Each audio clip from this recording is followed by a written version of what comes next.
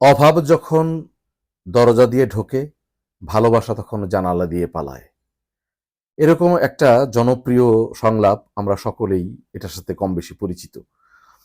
আমরা অনেকেই জানি না যে এই সংলাপটা আসলে কোথা থেকে এসেছিল। এই সংলাপটা এত বেশি জনপ্রিয়, আমরা যারা শৈশবে বিভিন্ন ভিউ কার্ডের দোকানে বা ক্যালেন্ডারের দোকানে যেতাম বা পোস্টারের দোকানে যেতাম, সেখানে আমরা দেখতে পেতাম যে নানান রঙিন রঙের পোস্টারের মধ্যে এই কথাটা লেখা থাকতো যে অভাব যখন আহ, দরজা দিয়ে ঢোকে, ভালোবাসা তখন জানলা দিয়ে পালিয়ে যায়। তো এই কথাটা কোন সিনেমার, এটা নিয়ে কথা বলছি আজকে। সেই সিনেমাটি নিয়ে, বিখ্যাত একটা বাংলা চলচ্চিত্র, এই উপমহাদেশের অগ্রদূত পরিচালিত পথে হলো দেরি, উত্তম সুচিত্রার কালজয়ী সিনেমা। 1957 সালে, 1957 সালের সিনেমা, অথচ এই সময়েও কি দারুণ প্রাসঙ্গিক সিনেমাটা। আহ, ভালোবাসার সিনেমা। প্রতিভা বসুর গল্প অবলম্বনে এই চলচ্চিত্রটি নির্মাণ করেছিলেন অগ্রদূত। এখানে দারুণ অভিনয় করেছিলেন উত্তম কুমার এবং সুচিত্রা, দুজনেই। মানে এটা আসলে, মানে এই বাংলা সিনেমায় যেগুলো দেখানো হয় যে প্রেমটাকে একটু হালকা ভাবে, তা না, কিন্তু প্রেমের যে গভীরতা, প্রেমের যে গভীর ব্যাপার, এটা আমরা দেখতে পাই এই চলচ্চিত্রের ভেতরে। তো যাই হোক, শুরুতে যে ডায়লগটা বললাম, এটা জয়ন্ত নামে এক ডাক্তার, সেটা হচ্ছে আহ, অভিনয় করেন উত্তম কুমার। তিনি এক গরিব স্কুল মাস্টারের ছেলে থাকেন। তিনি সাধারণ এমবিবিএস পাশ করে এসেছেন।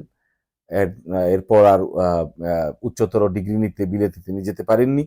আর এদিকে সেই মল্লিকা বা সুচিত্রা সেন, আহ, তিনি আহ, অনেক বড় লোকের আহ, মানে সন্তান বা নাতিন, বাবা নেই মানেই, সে বড় হয় হচ্ছে তার দাদুর কাছে। তো তার দাদুর ভূমিকায় অভিনয় করেছেন ছবি বিশ্বাস।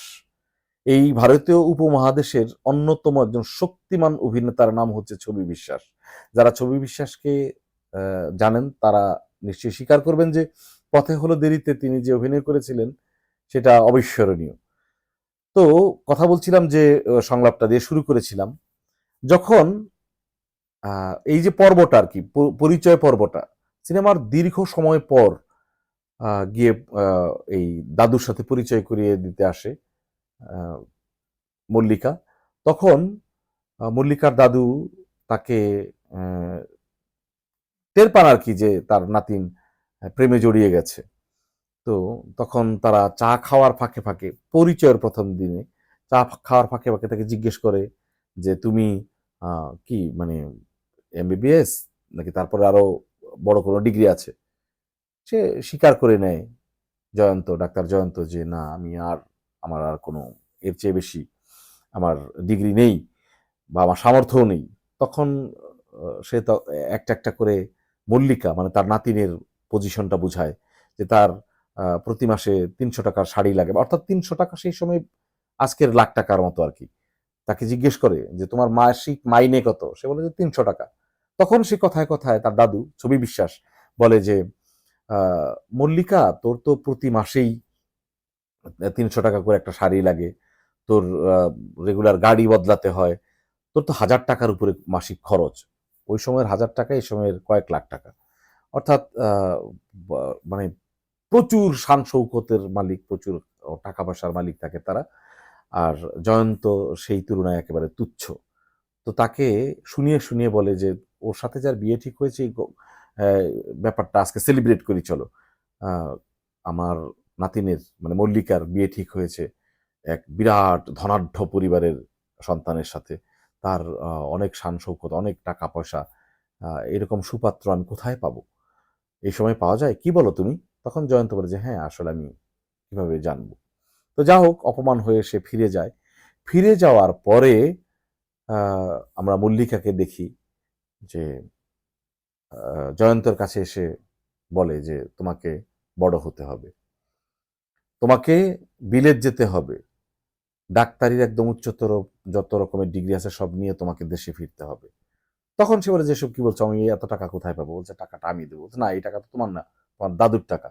আচ্ছা না, এই দাদুর টাকা না, এটা হচ্ছে আমার মায়ের গয়না বিক্রি করার টাকা, আমি তোমাকে দেবো, আমার মায়ের টাকা। যা হোক, শেষ পর্যন্ত রাজি করায় এবং বিলেতে যায়, বিলেত থেকে ফিরে আসে। আসার পর এই ফাঁকে আমরা জানতে পারি যে নানানভাবে মল্লিকাকে ভুল বোঝানো হয়, তাদের মধ্যে এক ধরনের অভিমান পর্ব শুরু হয়। যা হোক, পুরো গল্পটা বলাটা ঠিক হবে না, কারণ যারা দেখেন নাই, অনেকেই দেখেন নাই, আমাদের বয়সী যারা তারা এবং আমাদের চেয়ে বড় বয়সী যারা তারা দেখেছেন, কিন্তু অনেকেই, এই প্রজন্মের অনেকেই পথে হলুদেরই দেখেন নাই। তো যারা ভালোবাসতে জানে, যারা ভালোবাসার মানুষকে বড় হতে দেখতে চায়, যারা ভালোবাসার জন্য বিরাট ত্যাগ স্বীকার করতে জানে, ভালোবাসার মানুষের জন্য যারা জীবন দিতেও প্রস্তুত, ভালোবাসার মানুষের জন্য যারা জীবন বিপন্ন করার জন্য প্রস্তুত, যারা মানে করে অনেক, পৃথিবীতে অনেক পুরুষই আছে যে প্রেমিকার টাকায় তার জীবনযাপন উন্নত হয়, প্রেমিকার অবদানে তার জীবন বদলে যায়, প্রেমিকার গুছিয়ে দেওয়া জীবনে সে অনেক জীবনটাকে চকচকে করে ফেলে, তার ভাঙাচোরা চেহারাটা একটা আলাদা রূপ পায়, তার পোশাক আশাকে পরিচ্ছদে সবকিছুতেই তার পরিবর্তন আসে, তার ক্যারিয়ার উন্নত হয়। এরকম হওয়ার পরে দেখা যায় যে সেই প্রেমিকার প্রতি হয়তোবা প্রতিদান না হলেও তার জন্য মানে সেরকম কিছু করতে পারে না এই হতভাগা প্রেমিক, এরকম আমরা সমাজে অনেককেই দেখতে পাই। তারপর মাঝখানে অনেক ভুল বুঝাবুঝি ঢুকে যায় আমাদের চলমান অনেকের সম্পর্কের ভেতরে, এই রূপ সম্পর্কে যেখানে প্রেমিকা অনেক কন্ট্রিবিউট করে। তো ছেলের ক্যারিয়ার গড়ে দেয়, ছেলেটা হয়তো বা মেয়েটাকে ভুলে যায় বা ভুল বুঝাবুঝির সৃষ্টি হয়। এর একটা মানে উত্তম চরিত্র হচ্ছে উত্তম কুমারের এই পথে হলুদেরই। যা হোক, আমরা শেষ পর্যন্ত দেখতে পাই যে এই যে ডাক্তার, সে তো তার খোঁজে গিয়েছিল, সেই তার দাদু তাকে আবারও অপমান করে বের করে দেয় যে তার সাথে তোমার দেখা হবে না। তারপর খোঁজ নিয়ে সে যখন আসলো দেখা করতে, দেখলো যে তার এক মানে আত্মীয়ের বাসায় সে মানে প্যারালাইজড হয়ে পড়ে আছে। তো তার চিকিৎসাটাই হচ্ছে এখন তার জীবনের সবকিছু হয়ে দাঁড়ায় এবং কি চ্যালেঞ্জ নিয়ে নেয়। এবং তখন অভিমানে যে কথাগুলো বলে যে আমি তোমার কাছে মরতে, তুমি অনেক বড় ডাক্তার, মানে আমাকে সারিয়ে তুলে তুমি অনেক নাম কামাবে, আমি তা হতে দেব না, আমি তোমার হাতে মরতে চাই, আমি তোমার পাশেই মরতে চাই আমি তোমাকে, মানে নানান রকমের অভিমানের ব্যাপার চলতে থাকে। ভালোবাসার বা অভিমানের যে তীব্রতা, তার সবচেয়ে জ্বলন্ত উদাহরণ হচ্ছে পথে হলুদেরই। পথে হলুদেরই আমরা ছোটবেলায় দেখেছি, কিছুটা বড়বেলায় ভিসিআরে দেখেছি, তারপর অনেকদিন সেভাবে দেখা হয়নি। তো আবারও আমি আজকে সিনেমাটা দেখলাম, দেখার পর আমার খুব মনে হয়েছে যে আমরা কি আসলে যারা আমাদেরকে ভালোবাসে, আমরা কি তাদেরকে ঠিক সেভাবে ভালোবাসতে জানি? যারা আমাদেরকে ভালোবেসে অনেক স্যাক্রিফাইস করে, তাদের জন্য কি আমরা ততটুকু স্যাক্রিফাইস করতে পারি? প্রতিদান না দিতে পারি, তাদের জন্য কি ততটা স্যাক্রিফাইস করতে পারি? অনেকগুলো জিজ্ঞাসা সামনে এসে দাঁড়ায়। পথে হলুদেরই আপনাকে ভাবাবে। আপনি আরেকবার দেখতে পারেন। পরিশুদ্ধ, নির্মল, অসাধারণ এক চলচ্চিত্র। আর এখানে তো সব বিখ্যাত গান, গৌরীপ্রসন্ন মজুমদারের লেখা সেই এ শুধু গানের দিন, এ লগন গান শোনাবার, সন্ধ্যা মুখার্জির গাওয়া। কি অসাধারণ সব গান!